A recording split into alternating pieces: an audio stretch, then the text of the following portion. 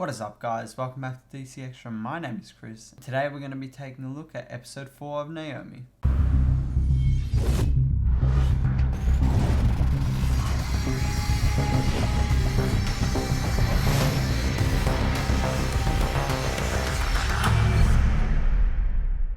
Before we start this video, make sure you've seen this episode and the previous ones because there are going to be some major spoilers ahead. So the episode begins with a recap of the previous few episodes, as they seem to be doing from now on. After that, we see a flashback to Naomi's parents, them meeting for the first time, getting married, and then eventually finding Naomi. As was hinted at in the previous episode, Naomi was found on the stone base in the forest, and it was during a meteor shower that this occurred. Naomi's parents tell her about how she was found on the stone base, and that why they didn't tell her earlier was because that she seemed happy and they seemed to have a normal life, and they didn't want to ruin that. And Naomi appears to forgive her parents immediately, but as to whether this is true or not, we will see a bit later on. Naomi also tells her parents about everything that she has done after finding out she had powers in the previous 3 episodes. Naomi is also pressured into running for class president, but she doesn't seem too interested in this and seems a bit preoccupied. Back at Dee's dojo, Naomi is training with a punching bag and ends up punching it straight into a wall, indicating that Naomi has super strength powers. The reason why she punched the punching bag into a wall was because her emotions got the better of her and she couldn't control her powers anymore, and she ended up punching the bag right into a wall as a result. Good thing it wasn't a person she was fighting.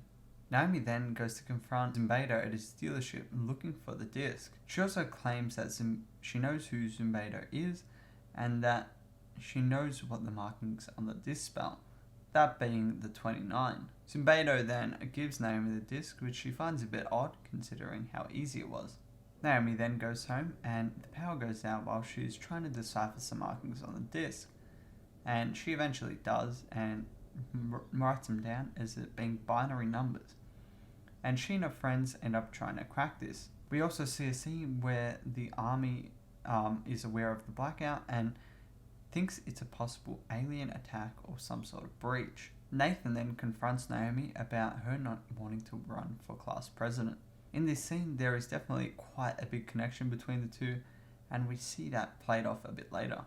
Naomi, her parents, and Dee all have dinner together, and it is quite an uncomfortable experience. During this dinner, Dee tells Naomi and her parents that he left Earth back in 2012, but doesn't seem very forthcoming about it, and there seems to be something a bit bothering him about this, and we actually learn what it is later on.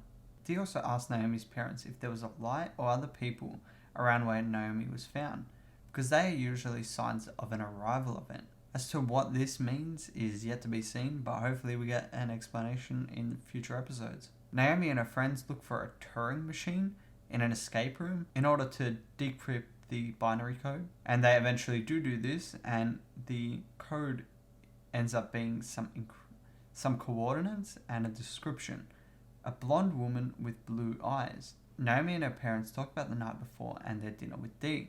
And they also say that it's okay for Naomi to be mad at them for not telling her the truth about who she was. Zumbedo goes to his dealership to find a guy who appears to be looking for something, and he also doesn't seem to know who it is, although it's later on mentioned that he is from Earth 29, so whether he didn't actually know who this is or they had some rivalry between them is yet to really be seen. The guy in the dealership also had some sort of device on him. We also see this device used again later, so as to what it is isn't exactly said in the episode, but we can kind of draw some conclusions. The guy mentions to Zumbedo that he's looking for something rare, powerful, and dangerous. I think could be the disc or Naomi herself. Naomi ends up going to the coordinates in Portland, and she sees the person with the blonde hair, blue eyes, and this is Akira, who we saw in the previous episode. Akira ends up running away from Naomi, but Naomi chases her on a skateboard, eventually catching up to have a conversation. Akira asks him if Zumbedo sent Naomi, and ends up saying that Zumbedo was the one who destroyed Earth 29. She also confirms in this conversation that Naomi and her, in addition to Zumbedo, are all from Earth 29. This lines up with the comics origin of Naomi, as she is from a different Earth instead of a different planet. It is also said in this conversation that the disc from the previous episodes is a device that the people from Earth 29 created if they ever needed to find each other. Kira mysteriously vanishes as Naomi looks away, and Dee ends up picking her up. While they are driving home, Dee and Naomi talk, and Dee believes that Naomi's emotions and her powers are connected, and that in her current emotional state she has less control over powers. The army sees some sort of surge in energy on their computer systems, and it appears to be searching for something. Naomi gets to her class debate and makes a speech in front of her classmates. The army eventually finds the location of the power surge, and there seem to be 3 different ones, which they eventually go search. One of these locations is the stone base Naomi was found on, and there seems to be some sort of device on this base. And I think it's the same one as from Zumbado's dealership, but I'm not 100% sure here. It is also mentioned that someone is looking for Naomi, and if this is the same device as before, then it is probably the guy from Zumbado's dealership. Oh well, what do you know? Very next scene shows the guy from Zumbado's dealership showing up at Naomi's school and confronting her. He appears to also have some superpowers, one of which is super speed. Whether he has any more, less apparent. Guy mentions that he wants to take Naomi back to Earth 23, but she blasts him and they have a little chase around the school. Eventually, Dee shows up to protect Naomi and scares off the guy. Afterwards, Naomi is quite scared and Dee comforts her. He thinks that the guy is a bounty hunter and that the emergence of Naomi's powers drew him in, and that there might also be some more people to come and find her. Naomi admits here that her emotions are getting the better of her and in turn are making her powers more unpredictable. Dee tells Naomi a story about one of his tattoos, which is a letter Q and stands for Koala, and she is someone that Dee loved in the past and is the reason why he left Earth in 2012. But he didn't admit to her that he loved her as he was afraid. In a scene with Naomi's father, we see him lying to his boss about searching the stone base at one of the sites they located earlier. In the final scene for the episode, Naomi confronts Nathan and the 2 share a kiss. I believe Naomi was motivated to do this because of Dee's talk earlier about him being too afraid to admit that he loves someone before it was too late.